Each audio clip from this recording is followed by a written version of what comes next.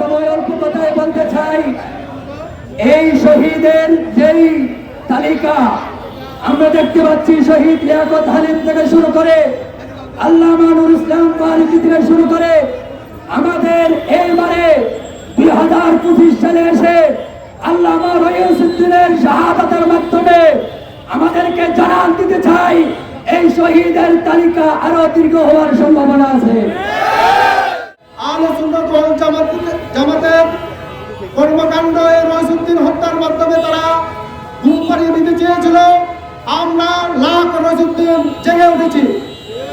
আমরা আজ থেকে 24 ঘন্টার মধ্যে প্রশাসনকে জানিয়ে দিতে চাই, যদি প্রশাসন রইসউদ্দিন হত্যাকারীদেরকে আসামিদেরকে গ্রেপ্তার না করে আমরা কঠোর কর্মসূচি দিতে বাধ্য হব। এই খাগড়াছড়ির জমিনে এই পর্যন্ত মাওলানা রইসউদ্দিনের হত্যার প্রতিবাদে খাগড়াছড়ি আহলে সুন্নাত ওয়াল জামাত বিভিন্ন উপজেলা থেকে আগত নেতৃবৃন্দকে নিয়ে আমরা বিক্ষোভ মিছিল, বিক্ষোভ সমাবেশে উপস্থিত হয়ে একটি কথা জানান দিতে চাই, আর কয়জন রইসউদ্দিনকে হত্যা করার জন্য আপনারা প্রস্তুত আছেন? আপনারা যত হত্যা করবেন আমরা ততই মাঠে নামবো। আপনাদেরকে আর ছাড় দেওয়া হবে না। আপনারা মনে করছেন সুফিবাদী মানুষ, আহলে সুন্নাত ওয়াল জামাত সব সময় নীরবতা পালন করে, এটা সুফিবাদের একটা বৈশিষ্ট্য, কিন্তু তাই বলে এই নয় আমাদের সরলতাকে আপনারা দুর্বলতা ভাববেন না। আমরা 26 তারিখ জানান দিয়েছি, রাজধানীর বুকে সুন্নিয়তের ঐক্যে আমরা সবাই এক এবং অভিন্ন। আমরা বলতে চাই, মাওলানা রইসউদ্দিনকে যারা হত্যা করেছেন এবং যে পুলিশ পানি দেয় নাই, যে ওসি বলেছেন সেই তামাশা করতেছে, ওই ওসিকে গ্রেফতার করার দাবি জানাচ্ছি। ওই ওসিকে চাকরিযুক্ত করে তাকে অনতিবিলম্বে গ্রেফতার করতে হবে। সে থানার থেকে পলাতক আছে, সে বাংলাদেশ থেকে পলাতক হয় নাই। ওই পলাতক ওসিকে খুঁজে বার করতে হবে, তাহলে আমরা রাজপথ ছাড়ব না।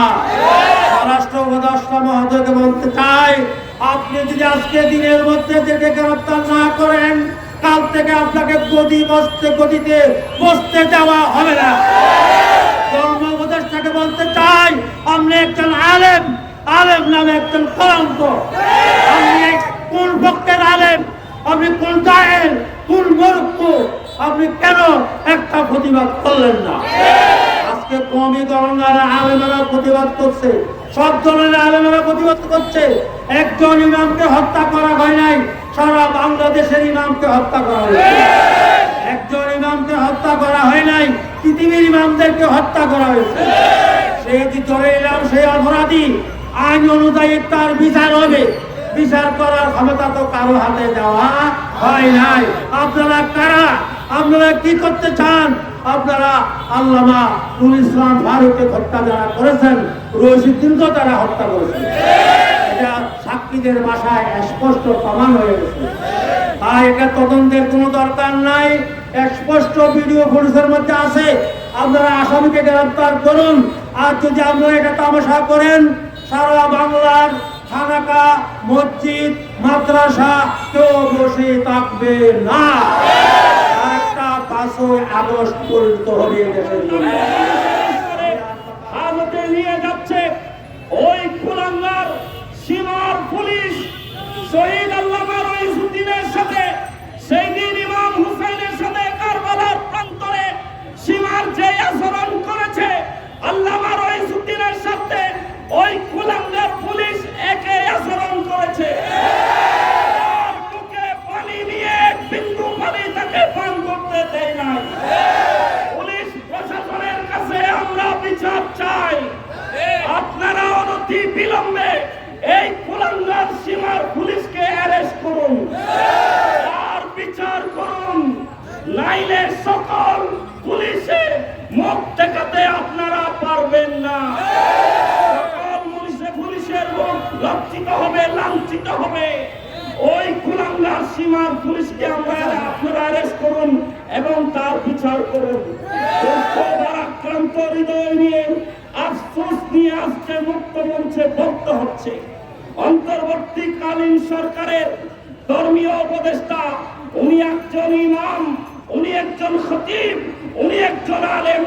আজকে আল্লামা রইসুদ্দিন শহীদ হয়েছেন 27 তারিখ, আজকে 5 দিন হতে চলেছে। ওনার কলমের কোথায়, ওনার মৌখিক ভিত্তিতে একটি বিন্দু পর্যন্ত আল্লামা রইসুদ্দিন হত্যার প্রতিবাদ আসে নাই। আমরা ধর্মীয় উপদেষ্টার কাছে বলবো, আজকের এই বিশাল বিক্ষোভ সমাবেশ থেকে আবেদন জানাবো, অতি সত্বর আপনি প্রতিবাদ করুন এবং আল্লামা রইসুদ্দিনকে যারা হত্যা করেছে মিথ্যা অপবাদ দিয়ে তাদের বিচার করুন। নাহলে সুন্নি জনতার এই দাবানল যেভাবে চলছে কেউ থামাতে পারবে না। আমরা শহীদ আল্লামা রইসুদ্দিনের বিচার চাই, বিচার হোক। আপনারা চান কিনা? বিলম্বে শহীদ আল্লামা রইসুদ্দিনকে যারা খুন করেছে তাদের বিচার চেয়ে তাদেরকে ফাঁসির কাস্তে ঝুলিয়ে বিচার করুন। এই প্রার্থনা করে সমবেত সকল সুন্নি জনতা, সকল সুন্নি মুসলিম যারা শুনছেন, যারা সমবেত হয়েছেন, সবাইকে ধন্যবাদ জানিয়ে